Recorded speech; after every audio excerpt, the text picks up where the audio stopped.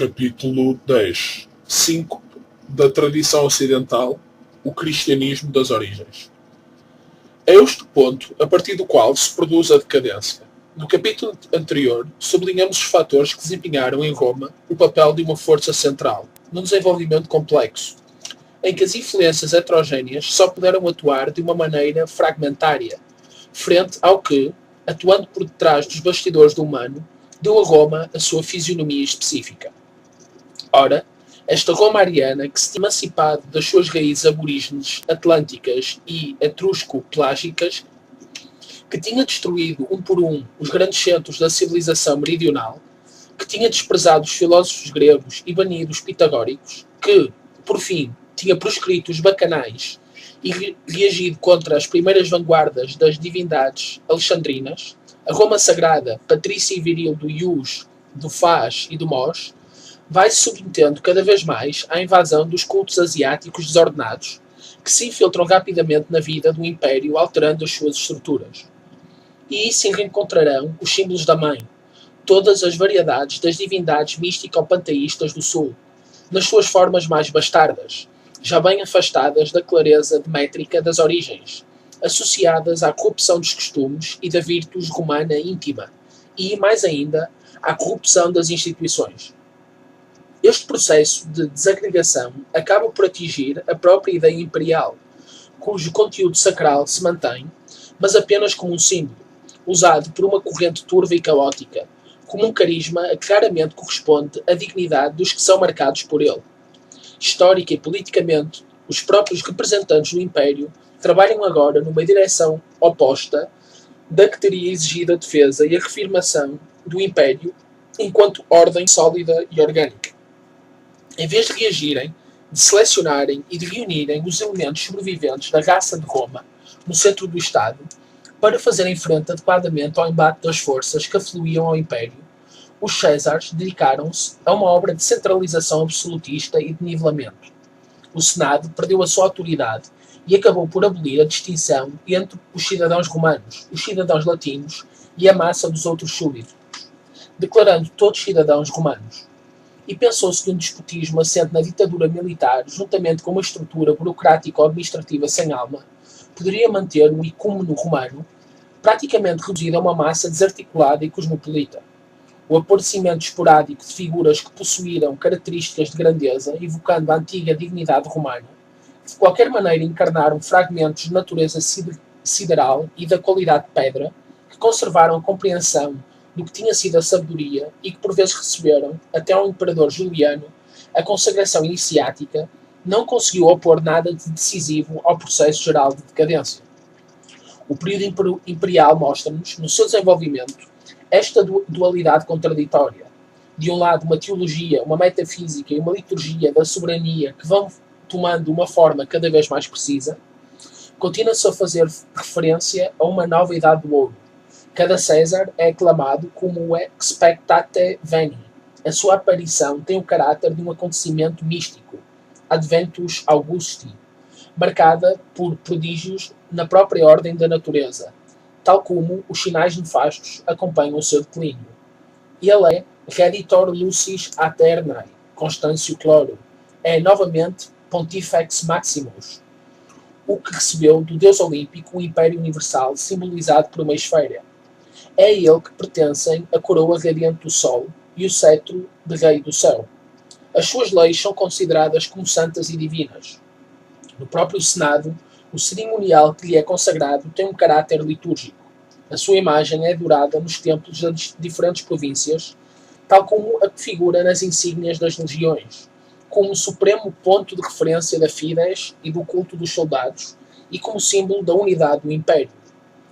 Mas esta é como que um veio vindo do alto, um eixo de luz no meio de um conjunto demoníaco, em que todas as paixões, o assassínio, a crueldade e a tradição se desencadeiam pouco a pouco em proporções mais que humanas.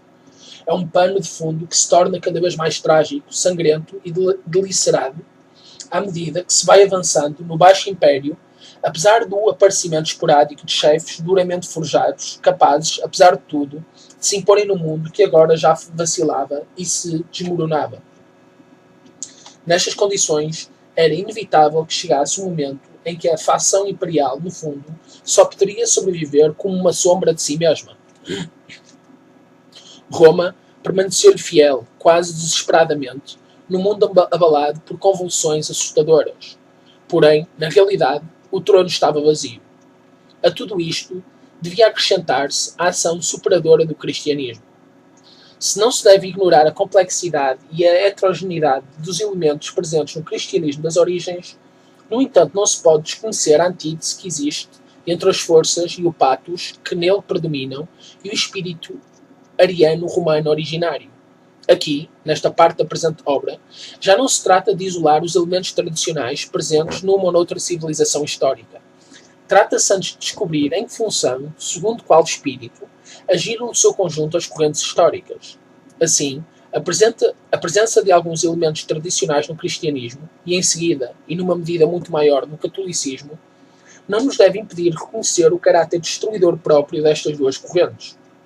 No que diz respeito ao cristianismo, já se conhece a espiritualidade equívoca própria do ramo do judaísmo, de que ele saiu originariamente, assim como dos cultos asiáticos da decadência, que facilitaram a expansão da nova fé para além da sua terra de origem.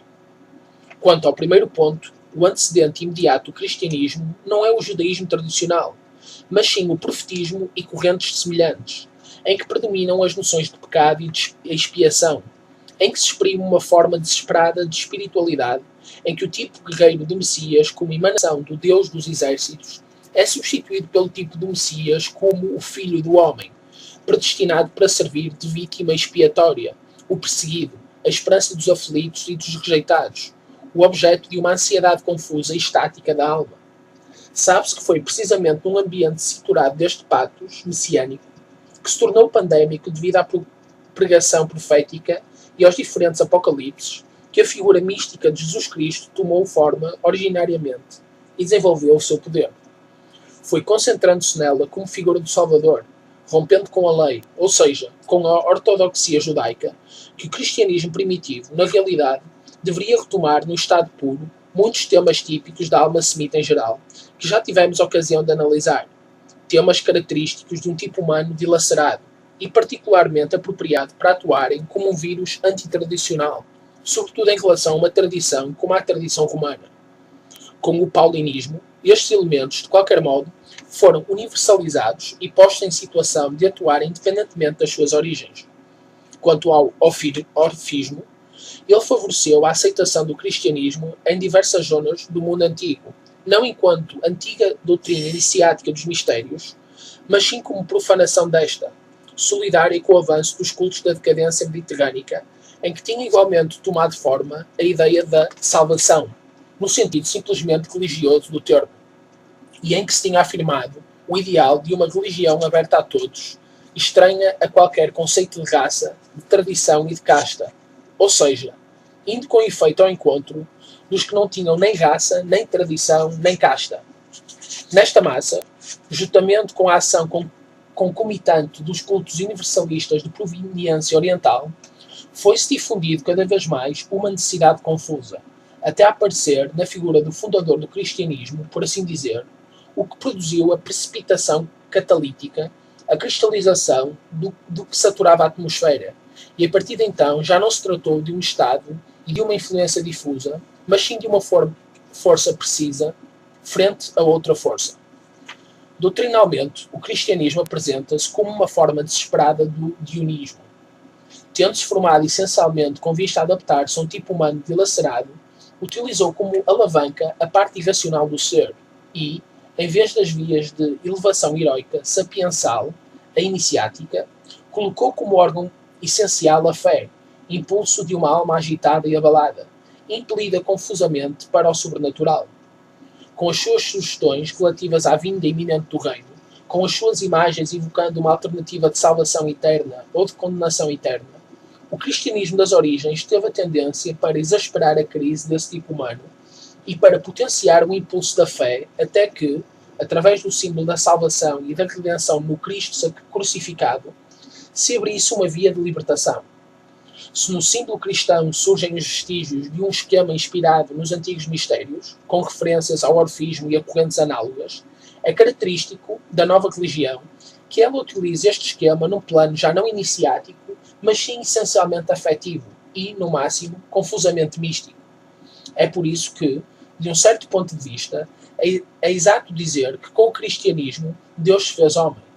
Já não nos encontramos em presença de uma pura religião da lei, como no judaísmo ortodoxo, nem de um verdadeiro mistério iniciático, mas sim perante algo de intermédio, um sucedâneo do segundo termo, formulado de maneira a adaptar-se ao tipo humano dilacerado de que se falou mais acima. Este sentiu-se relevado da sua abjeção, redimido na sensação pandémica da graça, animado de uma nova esperança, justificado, resgatado do mundo, da carne e da morte. Pois bem, tudo isto representou uma coisa fundamentalmente estranha ao espírito romano e clássico, e até mesmo em geral, indo-europeu.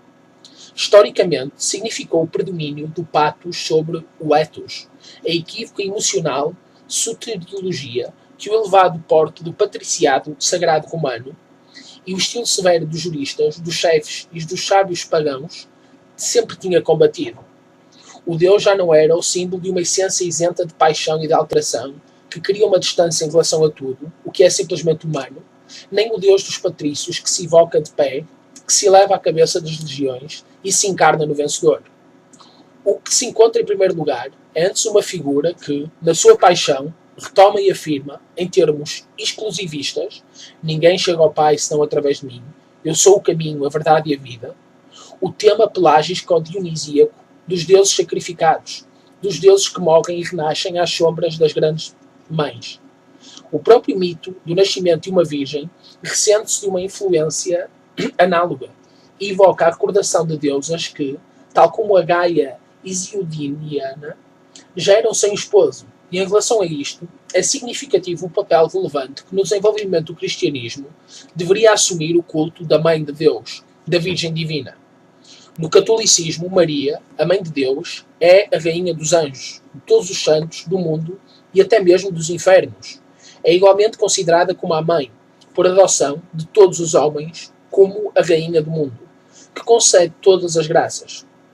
É conveniente observar que estas expressões, que são desproporcionadas com o papel afetivo de Maria no mito dos Evangelhos, se limitam a repetir os atributos das Mães Divinas soberanas do sul pré-indo-europeu. Com efeito, se o cristianismo é essencialmente uma religião mais do Cristo que do Pai, nele as figurações, tanto do menino Jesus como do corpo de Cristo, crucificado entre os braços da Mãe divinizada, recordam decididamente as dos cultos do Mediterrâneo Oriental, dando um novo relevo a uma antítese em relação ao ideal das divindades puramente olímpicas, isentas de paixão, separadas do elemento telúrico materno. O símbolo que a própria Igreja adotaria foi o da Mãe, a Madre Igreja, e considerou-se que a atitude religiosa, no sentido iminente do termo, era a da alma implorante e orante, consciente da sua indignidade, pecaminosidade e impotência frente ao crucifixo. O ódio do cristianismo das origens, por todas as formas de espiritualidade viril, o facto de estigmatizar como loucura o pecado de orgulho, tudo o que possa propiciar uma superação ativa da condição humana, exprimem de maneira bem clara a incompreensão pelo símbolo heroico. O potencial que a nova fé soube engendrar entre os que sentiam o mistério vivo de Cristo, do Salvador, e que aí foram buscar a força para um frenesi do martírio, não impede que o advento do cristianismo signifique uma queda. Com ele, no seu conjunto, realizou-se uma forma espiritual de desvirilização que é própria dos ciclos de tipo lunar sacerdotal. Mesmo na moral cristã, é bastante visível o papel desempenhado pelas influências meridionais e não arianas. Ou seja, que seja em relação a um Deus e não a uma deusa, que não se reconheça espiritualmente qualquer diferença entre os homens e que se eleja o amor como princípio supremo, isso não tem a menor importância. Esta igualdade pertence essencialmente a uma concepção geral do que a uma variante é o direito natural que tinha chegado a insinuar-se no direito romano da decadência. Ela é a antítese do ideal heroico da personalidade, do valor conferido a tudo que um ser, ao diferenciar-se, ao dar-se uma forma própria, conquista por si mesmo numa ordem hierárquica. Assim, na prática, O igualitarismo cristão, com os princípios de fraternidade, de amor e de comunitarismo, acabou por servir de base mística ou religiosa a um ideal social oposto à pura ideia romana. Em lugar da universalidade, que só é verdadeira em função de um vértice hierárquico que não suprime, mas pelo contrário pressupõe e institui as diferenças, surgia na realidade o ideal da coletividade, que se reafirmava no próprio símbolo do corpo místico de Cristo, e que continha em germen uma posterior influência regressiva e evolutiva, que o próprio catolicismo, apesar da sua romanização, nunca soube nem pretendeu ultrapassar inteiramente. Para valorizar o cristianismo no plano doutrinal, invoca-se a ideia do sobrenatural e do dualismo que ele afirma. Contudo, encontramos aqui perante um exemplo típico da ação diferente que pode exercer o mesmo princípio conforme o uso que se fizer dele. O dualismo cristão deriva essencialmente do dualismo próprio do espírito semita e atua num sentido completamente oposto ao da doutrina das duas naturezas, que esteve, como já vimos, na base de todas as realizações da humanidade tradicional. No cristianismo das origens, a rígida contraposição da ordem sobrenatural à ordem natural pode ter tido uma justificação pragmática, ligada à situação especial, histórica e existencial de um dado tipo humano. Mas um tal dualismo em si distingue-se claramente do dualismo tradicional, visto que não está subordinado a um princípio superior, a uma verdade superior, e que não reivindica um caráter relativo e funcional, mas sim absoluto e ontológico. As duas ordens, natural e sobrenatural, assim como a distância que as separa, tornam-se hipostáticas, de modo a comprometerem qualquer contacto real e ativo. Daí resulta que, em relação ao homem, e aqui igualmente sob a influência de um tema judaico, toma forma a noção da criatura, separada de Deus enquanto Criador e ser pessoal, por uma distância essencial. Além disso, esta distância exaspera-se devido à recuperação e à acentuação da ideia, igualmente judaica, do pecado original. Deste dualismo deriva em particular a concepção, sob a forma passiva de graça, de eleição e de salvação, de todas as manifestações de influência suprassensíveis, assim como o desconhecimento frequentemente associado, como já vimos, a uma verdadeira animosidade de toda a possibilidade heroica do homem, com a sua contrapartida, a humildade, o temor de Deus, a mortificação, a oração. A palavra dos Evangelhos relativa à violência que a porta dos céus pode sofrer e a recuperação do vós sois deuses de David pertencem aos elementos que praticamente ficaram sem influência sobre o patos predominante no cristianismo das origens. Mas também, mesmo no cristianismo em geral, é evidente que foram universalizados, tornados exclusivos e exaltados o caminho, a verdade e o comportamento que só convém a um tipo humano inferior ou aos estratos baixos de uma sociedade para a qual foram concebidas as formas esotéricas da tradição, o que é um dos sinais característicos da Idade Obscura, do Kali Yuga.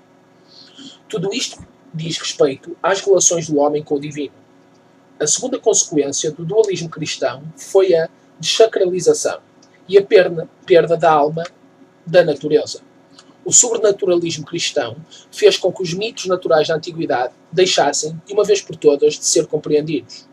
A natureza deixa de ser uma coisa viva, rejeita-se e estigmatiza-se como pagã a visão mágico-simbólica desta, visão esta em que assentavam as ciências sacerdotais que, com efeito, depois de ter triunfado o cristianismo, entraram num rápido processo de degenerescência, à exceção de um pálido resíduo que deveria corresponder mais tarde à tradição católica dos ricos. A natureza tornou-se uma coisa estranha, se não mesmo diabólica. E isto, por sua vez, serviu novamente de base para a formação de uma ascese de tipo monástico, mortificatório, inimigo do mundo e da vida, com uma ascese tipicamente cristã, em completa oposição, por outro lado, com o modo de sentir clássico e romano.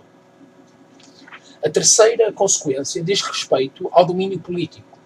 Princípios tais como o meu reino não é deste mundo e dai a César o que é de César, a Deus o que é de Deus, atacavam diretamente o conceito da soberania tradicional e a unidade dos dois poderes que, pelo menos formalmente, tinha sido reconstituída na Roma Imperial. Depois de Cristo, afirma Gelásio I, Nenhum homem poderá ser rei e sacerdote. A unidade do sacerdócio e do regnum, enquanto reivindicava por um monarca, é um engano diabólico, uma falsificação da verdadeira realeza sacerdotal que compete só a Cristo. É precisamente neste ponto que o contraste entre a ideia cristã e a ideia romana desembocou num conflito aberto. Na época em que o cristianismo se desenvolveu, o panteão romano apresentava-se de tal maneira que até o culto do Salvador cristão poderia finalmente encontrar aí lugar entre os outros, a título de culto particular, sistematicamente saído do judaísmo.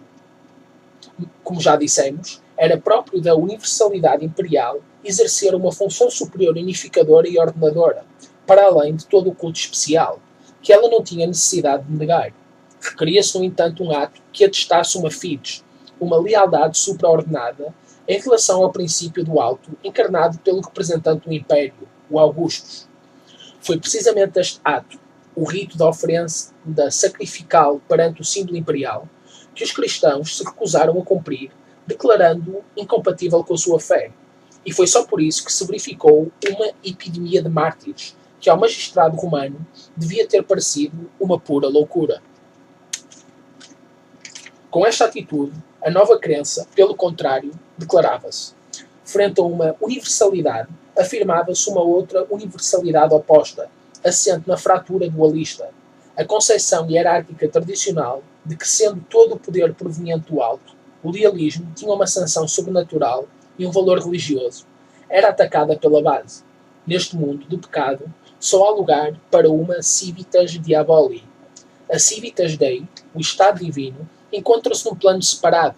Resolve-se na unidade dos que são impelidos por uma aspiração confusa para o além, dos que, como cristãos, só têm Cristo por chefe e que esperam que surja o último dos dias. E mesmo onde esta ideia não se transformou num vírus diretamente subversivo e derrotista, onde ainda se deu ao César o que é de César, a fides ficou sacralizada e secularizada. Passou a ter só o valor de uma contingente obediência em relação a um mero poder temporal. O ditado paulino de que toda a autoridade provém de Deus deveria ficar desprovido de todo o verdadeiro significado. Se, portanto, o cristianismo afirmou o princípio do espiritual e do sobrenatural, este princípio deveria atuar, historicamente, no sentido de uma dissociação, se não mesmo de uma destruição. Não representou nada que se destinasse a galvanizar o que, na humanidade, se tinha materializado e clivado. Mas sim, uma coisa heterogénea, uma corrente diferente que favoreceu o que agora, em Roma, já não era romano, e as forças que a luz do norte tinham conseguido dominar durante um ciclo completo. Serviu para cortar os últimos contactos, para acelerar o fim de uma grande tradição. Foi com razão que um Rutílio Namaciano considerou os judeus e os cristãos como sendo os inimigos comuns da autoridade de Roma. Os primeiros, por terem difundido para fora da Judeia, submetida pelas legiões, entre agentes da urbe, um contágio fatal, e os outros por terem destilado um veneno que alterava tanto o espírito como a raça. Quem considerar os testemunhos enigmáticos dos símbolos não pode deixar de ficar chocado com o lugar que tem o burro no mito de Jesus. Não só o burro figura ao lado do menino Jesus, mas também é num burro que fogem a Virgem e a criança divina. Assim como é, sobretudo, num burro que Cristo faz a sua entrada triunfal em Jerusalém. Ora, o burro é o símbolo tradicional de uma força inferior de dissolução. É, no Egito, o animal de Seth, o que encarna precisamente esta força. Tem um caráter antissolar e está ligado aos filhos da revolta impotente. É, na Índia, a cavalgadura de Mudevi, que representa o aspecto demoníaco da divindade feminina. E é, como já se viu, no mito helénico, o animal simbólico que, na planície de Letes, rói eternamente o trabalho de Dióconos e se encontra associado a uma divindade feminina de natureza ctónica infernal, Hecate. É assim que este símbolo poderia ser considerado como um sinal secreto da força que se associou ao cristianismo das origens e a que ele deve, em parte, o seu triunfo. A força que emerge e assume um papel ativo sempre em toda a parte em que, numa estrutura tradicional, o que corresponde ao princípio cosmos vacila, se desagrega e perde a sua potência originária. O advento do cristianismo, na realidade, não teria sido possível se as possibilidades vitais do ciclo heroico romano não estivessem já esgotadas, se a raça de Roma não estivesse já prostrada no seu espírito, nos seus homens. E um bom testemunho disto foi a derrota da tentativa de restauração por parte do imperador Juliano. Se as tradições dos tempos antigos não se tivessem ofuscado e se, no meio de um caos étnico e de uma desagregação cosmopolita, o símbolo imperial não se tivesse contaminado ao reduzir-se, como já dissemos, a uma simples sobrevivência no meio de um mundo de ruínas.